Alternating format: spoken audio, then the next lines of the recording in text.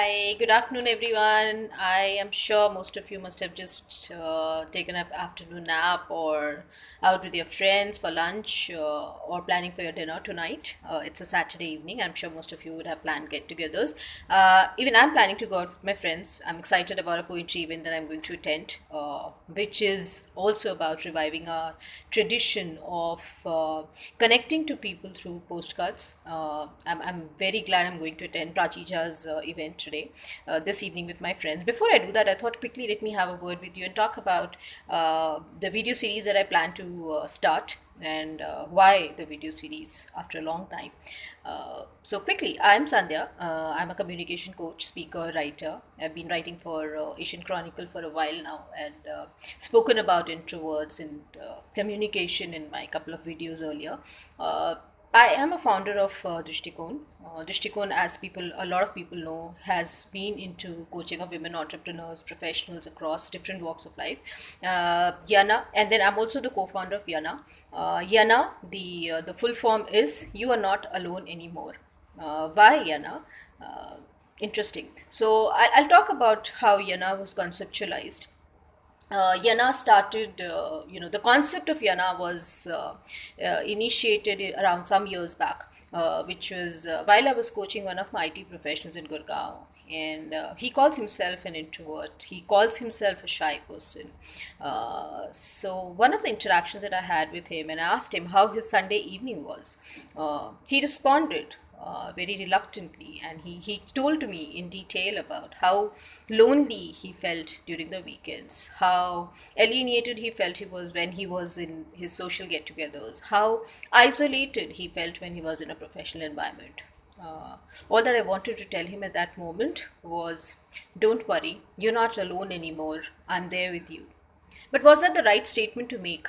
Because I wasn't sure if I'll be there with him always. As a coach, I had to show him a path, a way of dealing with it, dealing with the inner limitation that he had. But there were a lot of questions that came to my mind while I was doing this and while I was talking to him about his loneliness in detail. To be very frank, I didn't have a short answer then. I'm very happy that he's evolved as a person in the last couple of years that I've seen him. He's evolved as a happy person. He knows how to deal with his issues, he knows how to stay happy. But there was a lot of questions that came to my mind then. The only thing that came to my mind at that moment was if there was a community which was cohesive, which was inclusive, where people could be part of a society or a community where they were not judged, criticized, or criticized for not speaking, criticized for not being,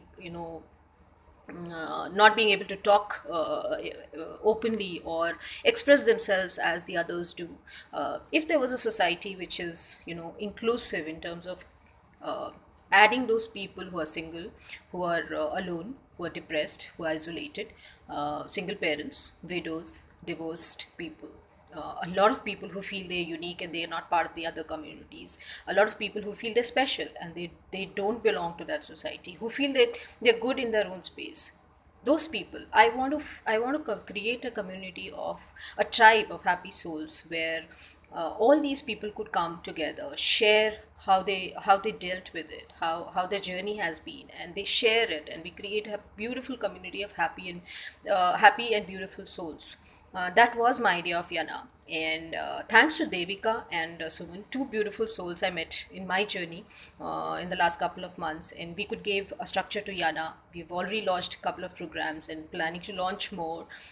We would invite each one of you to contribute your ideas to the kind of a happiness community that we want to create. We want to create a society where, positive mental health is the focus here. We want to create a society where people feel inclusive, people want to be part, people want to share their happiness and sorrows, people want to come and connect. That is about Yana.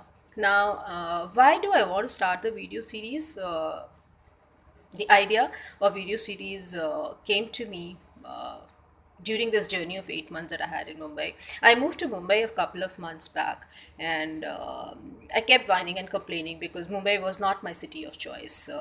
You know, to, so that was not the city I ever wanted to come and settle down in. But it was a forced decision, and I had to make that choice. So I kept whining, I kept complaining, I kept crying that I don't like the city, and I had millions of reasons why I don't like the city. But something that creeped into my life at that point of time was a kind of a strange feeling of loneliness, something that I had heard the IT professional talk about. I'd heard Deepika Padukone talk about mental health. Was it depression? I wondered. I didn't have an answer to that. I woke up with a black feeling, a feeling of nothingness, a feeling of blank space around me. This was strange. Not that I haven't felt it before, not that haven't heard of it before. I've been coaching so many people and I have heard of it, but never experienced it. So maybe that feeling of experiencing it was evident in every part of my body. I was falling sick more often than ever, and I really don't know. As a coach, yes, you'll ask me, yeah, why couldn't you deal with it? Yes, I knew. I knew I had a 50-second rebounds strategy.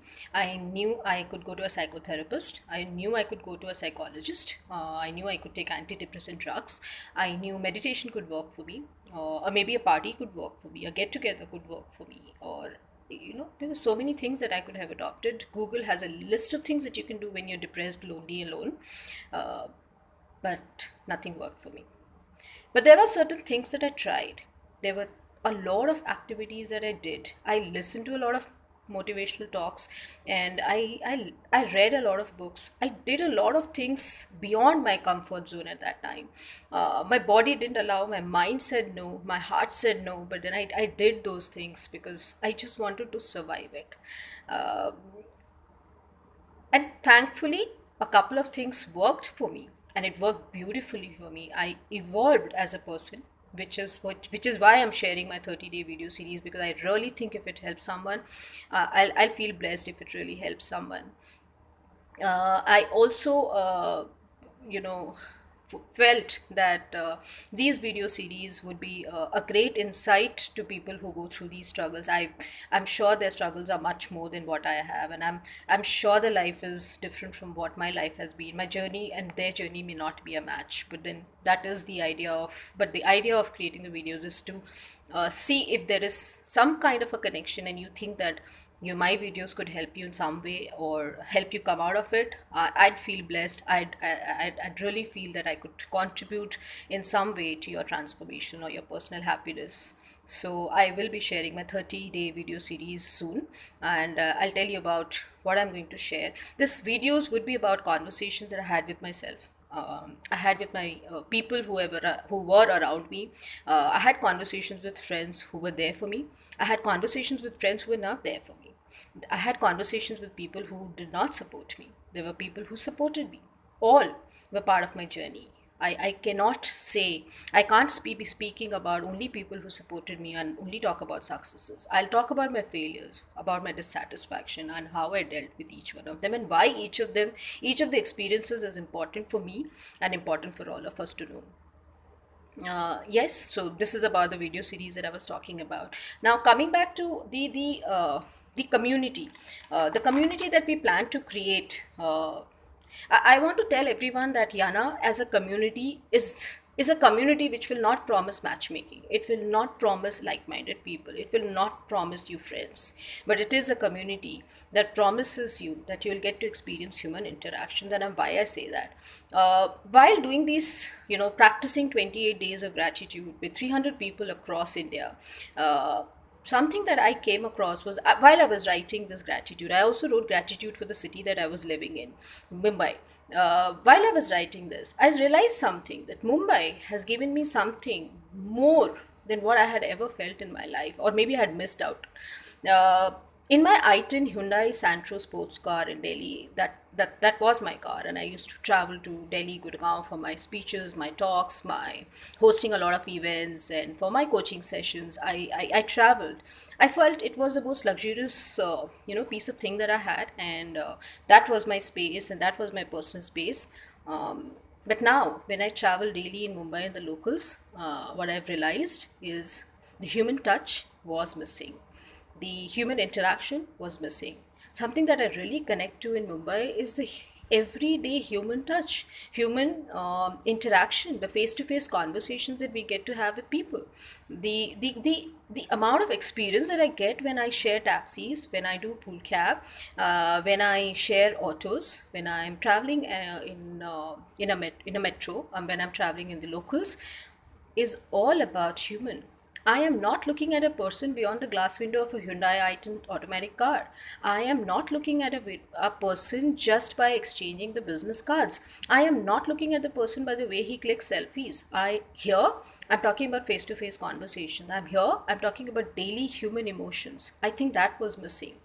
Uh, Thanks to the experiences that I had in Mumbai and thanks to the experience that an IT professional had shared about, I could relate to everything that was happening around me. And I'm glad I went through those experiences because I now value human interactions more than anything else. Not that I don't like social media, I love it.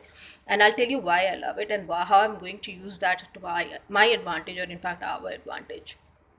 So we all know through social media has become the fastest medium of communication, fastest medium of information. It's like a lightning speed, isn't it? Right? We everything transmits from one place to another within seconds. I think even milli or microseconds. Right? Why can't we use it to our advantage? We have social media. We are a great platform. While I'm talking about this, I just thought I'll also talk about Jay Shetty. Jay Shetty is one inspirational talker for me, and a person who inspired me a lot. He's a speaker, so his videos have inspired me. And Jay, I would want to say thanks to you for using the word wisdoms went viral. Yes, social media can be used to educate, entertain, and excite people about their lives, and I would want to use that through my 30-day video series. But I'm using social media to educate people, to help them be entertained and make them excited about their lives. I really hope my 30-day video series about my journey, my experiences, my strategies of living with it, or my ways of tackling with it would help each one of you, or some of you there, or even one of you there. It would. If at all it makes that difference, I'll be glad to do that. So please like, subscribe, or comment, or share on what you want me to share, because I'll be sharing a lot of conversations. I'll be sharing a lot of insights, a lot of different activities that we tried and I had tried with Yana, and also my personal journey. So please share as much as you can, because the idea is to create a happiness community, create a tribe of happy souls. I hope with just few of my videos here, some people get inspired to, inspired or motivated, or even inspired to start their own video series. I'm fine with that. But then let's share it as much as we can, and let's make social media, make the best use of social media to educate people and inspire them. So stay happy, stay beautiful, keep smiling, and thank you so much. Have a great weekend. See ya.